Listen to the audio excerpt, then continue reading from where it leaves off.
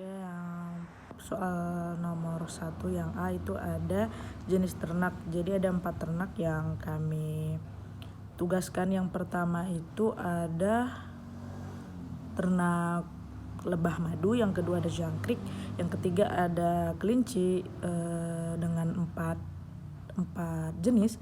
Yang pertama itu Rex, yang kedua Angora, yang ketiga Pujilup, dan yang keempat New Zealand. Terus yang terakhir itu ada kuda, persilangan anakan persilangan Aceh dan Batak.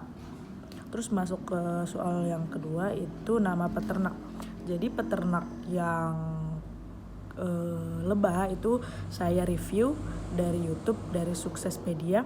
Terus jangkrik itu dari Suryaguna dan Adijon. Terus kalau yang kelinci dari peternaknya langsung Bang Lagu Lubis, dan kuda itu Bang Adi. Terus masuk soal yang nomor 3 itu alamatnya. Jadi di review lebah saya itu tidak ada tempat lokasi yang dicantumkan. Untuk jangkrik itu ada di Jawa Timur, dan untuk kelinci itu ada di Namorambe. Terus kuda itu ada di Medan Selayang. Terus masuk ke soal jumlah ternak. Di lebah dan jangkrik di peternakan yang saya review lewat YouTube itu tidak disebutkan berapa jumlah ternaknya. Tapi kalau di kelinci itu berawal dari 29 ekor anakan hingga sekarang udah 50 ekoran. Sisanya itu sebenarnya udah lebih dari itu, udah dijualin sebenarnya. Jadi sekarang itu di ternaknya udah ada 50-an ekor.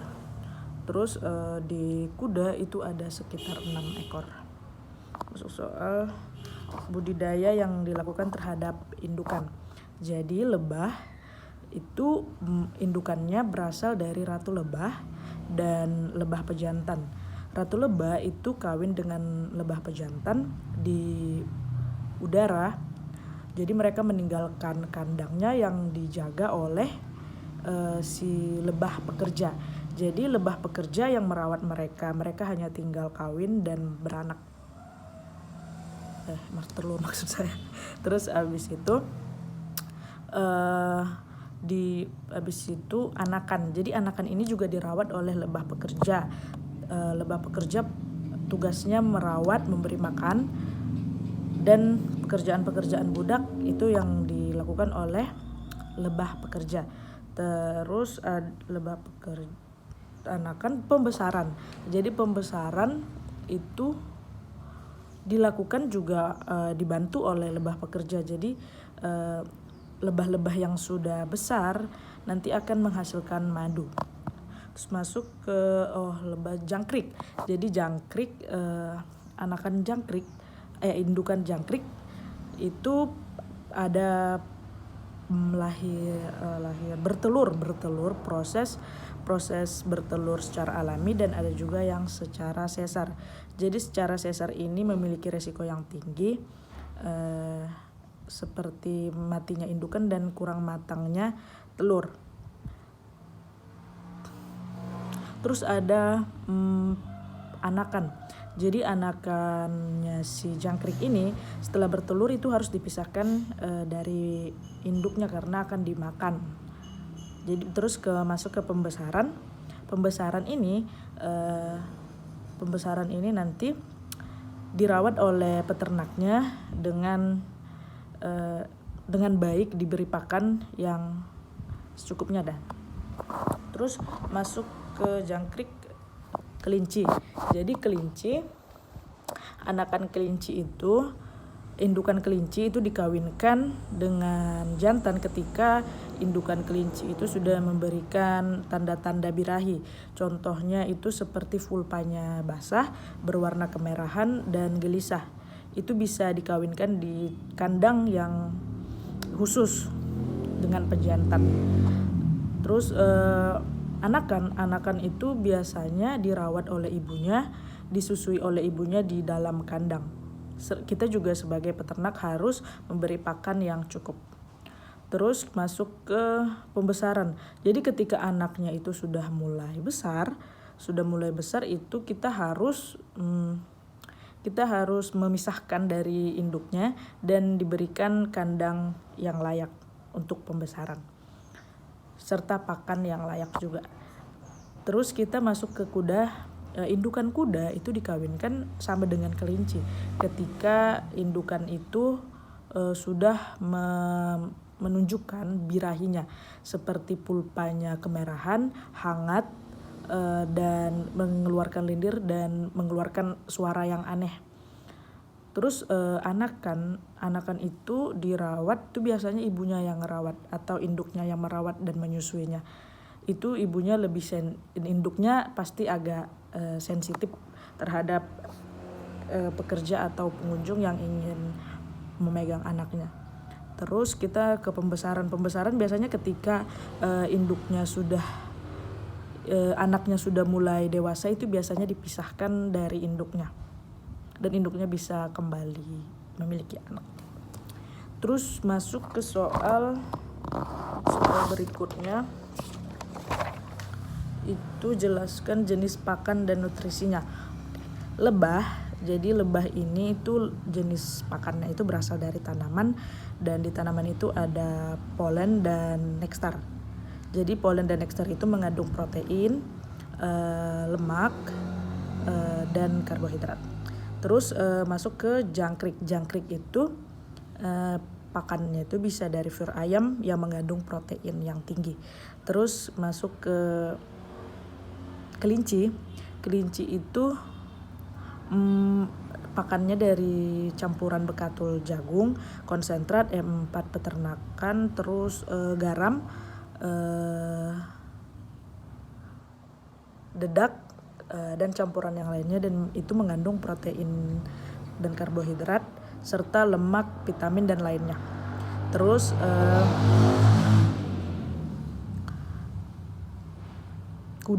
kuda itu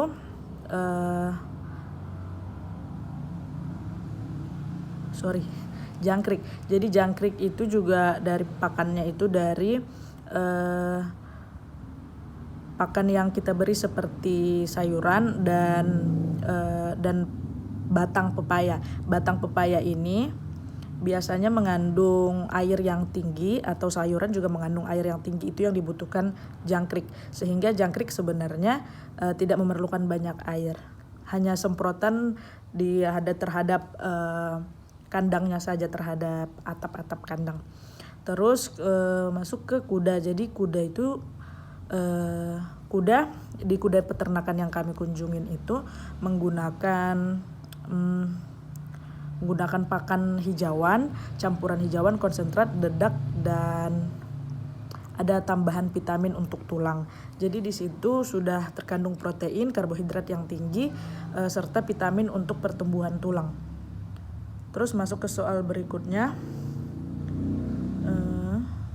jelaskan jenis pakan. Udah, terus abis itu kita masuk ke kebutuhan sesuai fase pertumbuhannya. Jadi kebutuhan indukan itu memiliki protein yang tinggi, anakan juga memiliki protein yang tinggi pada lebah, serta juga ternak lainnya juga menurut saya fase yang memiliki protein yang tinggi itu ketika masa indukan, dan serat yang tinggi juga di masa indukan daripada anakan. Soal berikutnya itu ada keuntungan. Lebah itu per bulannya itu 4 jutaan, sedangkan jangkrik 1 jutaan, kelinci itu sekitar 5 jutaan, kuda sekitar 4 jutaan. Terus masuk ke kandang. Jadi kandang lebah itu biasanya dari kayu yang tahan iklim panas dan iklim dingin. Jadi dia harus tahan air dan tahan panas. Terus itu biasanya dibentuk yang namanya stuf, dan itu ada kotak dasaran dan ada rangkai-rangkainya sehingga penutupnya. Terus kita masuk ke kandang jangkrik. Jangkrik itu biasanya juga dari kayu dan triplek yang dibentuk atau yang dirakit sendiri oleh peternak itu tersendiri, hingga menjadi seperti peti, dan di dalamnya itu ada tempat telur untuk untuk berkembang biaknya si jangkrik. Terus pada kelinci yang kami kunjungin itu menggunakan kayu yang ukurannya itu sekitar 1,5 meter, dan di bawah kandang itu terdapat ada tempat feses yang dicampurkan dengan rumput-rumput kering untuk menampung fesesnya.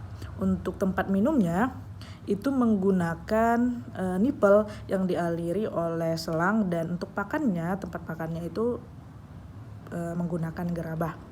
Terus kuda itu sistem kelinci tadi sistem kandangnya itu dengan sistem baterai. Kalau yang di kuda itu menggunakan sistem tunggal. Jadi satu kandang itu hanya diisi dengan satu kuda. Ukuran kandangnya itu sekitar 3x3 meter. Ada yang terbuat dari besi dan ada juga yang terbuat dari beton, dan dialasi dengan serbuk-serbuk kayu untuk memberikan kenyamanan pada kuda tersebut. Masuk kita ke hama. Apa yang menghambat para peternak itu kalau di lebah dan jangkrik itu biasanya yang kami review itu tidak menyampaikan penyakit-penyakitnya, tetapi yang dia sampaikan hanya hama-hamanya seperti serangga yang mencoba untuk menghancurkan sarang. Dan cara mengatasinya itu dengan menaruh air di kaki stuf dan membalur dengan minyak gitu. Terus itu caranya. Kalau seandainya dengan kelinci itu biasanya ada penyakit skabies yang diobati dengan Wormectin, dan kalau mencret dan kembung itu menggunakan obat rebung.